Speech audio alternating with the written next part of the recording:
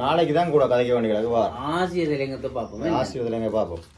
அறிஞர் கருத்து, நாம் நம் சுயமரியாதையில் நிலைத்திருந்தால் அது பிறரும் தன் சுயமரியாதையை மீட்டெடுக்க உதவும். அது பிறரும் தன் நாங்கள் சரியா இருந்தால் மற்றவரையும் சரியா இருக்கத்தான் யோசிப்போம். நாங்கள் பெர்ஃபெக்ட்டா இருக்கோம்னா சரிதானே. தண்டை பெர்ஃபெக்ட்டை விட்டு கொடுக்காம இருந்தா சரிதானே. இது சும்மா அதை விட்டுட்டு பாராளுமன்ற உறுப்பினர்களை அங்கு இருக்க செய்யுங்கள். எங்க கதிரையிலோ பாராளுமன்ற உறுப்பினர்களை அங்கு இருக்க செய்யுங்கள். ஆசிரியர் சொல்றாரு எங்க இருக்க பாப்போம். என்ன பாராளுமன்ற உறுப்பினர் ஆகிவிட வேண்டும் என்பதற்காக பொது தேர்தலில் போட்டியிடுபவர்கள் பட்டும் பாடு சொல்லி மாடா ஐயோ களைச்சி விழுந்து நெபேத்து சாப்பிடாம கிடந்து திட்டிஞ்சி அவன் கஷ்டங்களை சொல்லலாம்.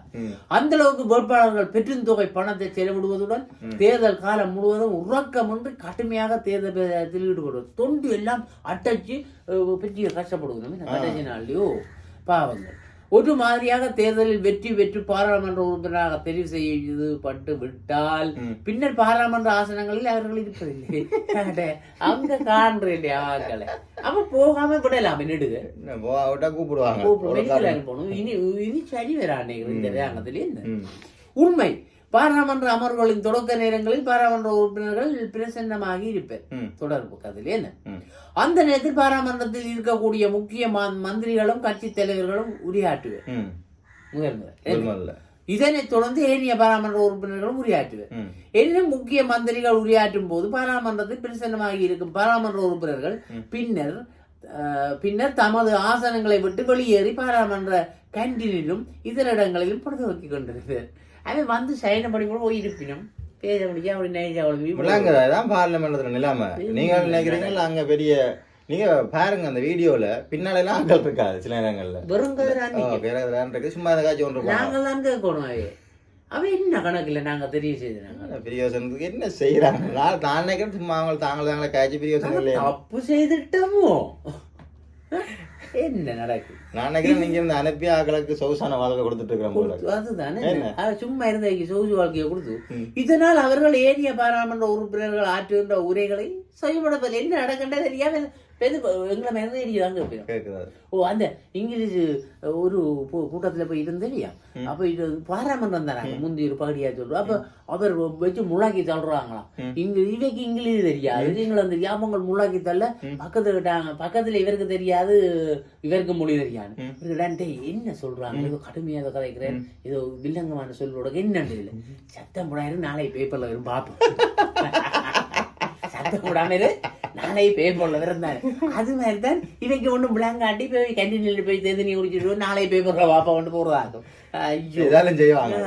அதிலும் குறிப்பாக கடந்த காலங்களில் பாராளுமன்ற அமர்வுகளில் இடம்பெற்ற போது தமிழ் பாராளுமன்ற உரையாற்றியே அவையெல்லாம் வலிக்கிட்டு போடுவோம். ஏதோ கதையும் கூட நாங்கள் போறோம். அவங்க அப்ப தமிழற்ற கதையே என்னண்டு கேட்கணும். அங்கே கணக்கில் எடுக்கிறேன். இந்த ரங்கத்திலே அது நடக்குமோ கஷ்டமா தான் இருக்குமே. இந்த பாப்போம். ஏதோ சபாநாயகர் இருக்கிறார் என்ற ஒரே நம்பிக்கையில் கௌரவ சபாநாயகர் அவர்களே அடிக்கடி விழித்து உரையாற்றுகின்ற நடைமுறை மட்டுமே அங்கு இருந்தது. அந்த அவர் இருக்க பாவம் அவரை நித்திரது கூட பார்க்கணுமே. கனம் சபாநாயகர் ஓ சொல்லுங்க இருக்க வேண்டியா. எனவே நாட்டின் 10வது பாராளுமன்றத்தில் ஆவது பாராளுமன்ற அமர்வுகளின் போது பாராளுமன்ற உறுப்பினர்கள் முழு நேரமும் பாராளுமன்ற ஆசனங்களில் அமர்ந்திருந்து சக உறுப்பினர்களின் உரைகளை செவிமடுக்க வேண்டும். அன்பகுமார திசாநாயக்காவின் ஆட்சியின் கீழ் வந்த 10வது பாராளுமன்றம் இல்லையோ, அப்படியாது இருக்கணும் ஆசிரியர். அதிலும் குறிப்பாக தமிழ் மற்றும் முஸ்லிம் பாராளுமன்ற உறுப்பினர்கள் உரையாற்றுகின்ற நேரங்களில் அத்தனை பாராளுமன்ற உறுப்பினர்களும் பிரசன்னமாகவும் முழுமையாக இருப்பது மிக அவசியம். கேட்டாதாடாப்பா உங்களுக்கு என்ன நடக்கணும். அது மொழி மாற்றம் எல்லாம் காதுக்கு கொடுத்தான் இருக்கிறீர்கள். போட்டுட்டு இருந்து கேளுங்களேன். அதுக்கெல்லாம் காது இல்லை உங்களுக்கு. போய் பாராளுமன்றத்துக்கு போறாங்க காதை வாங்கிட்டு என்ன கதை இது. அவ்வாறு இருக்கும்போதுதான் சிறுபான்மை மக்களின் பிரச்சனைகளை அறியவும் அவற்றின் தாற்பயத்தை புரியவும் முடியும். ஒன்றும் தெரியாது தமிழர் அடி வேண்டி இருக்கிறது என்னென்ன அறியணும். ஆக பாராளுமன்ற அமர்வுகளின் போது பாராளுமன்ற உறுப்பினர்கள் முழு நேரமும் பாராளுமன்ற ஆசனங்களில் அமர்ந்திருந்து சபை நடவடிக்கைகளை கவனிப்பதற்குரிய ஏற்பாடுகளை புதிய பாராளுமன்ற விவகார குழு செய்தாக வேண்டும். நிச்சயமா. இது நிச்சயமாக நடக்கணும். எங்கண்ட தமிழ் பாராளுமன்ற உறுப்பினர் நீங்கள் நல்ல பிள்ளைகள், நீங்கள் எங்களுக்காக போயிருக்கிறீர்கள், நீங்கள் போய் இருங்க. இது தமிழ் பாராளுமன்ற உறுப்பினர்கள் தான் வெளியில போகணும் கதையை வரக்கூடாது. எங்கண்ட பெருமையை, எங்கண்ட பண்பாட்டை, எங்கண்ட இதை நீங்கள் காப்பாற்றுவீர்கள் நம்பிக்கை எங்களுக்கு இருக்கு. மற்றைக்கு பிரச்சனை வேண்டும். அப்ப இத்துடன் நாங்கள் விடைபெற்றுக் கொள்வோம். நன்றி, வணக்கம்.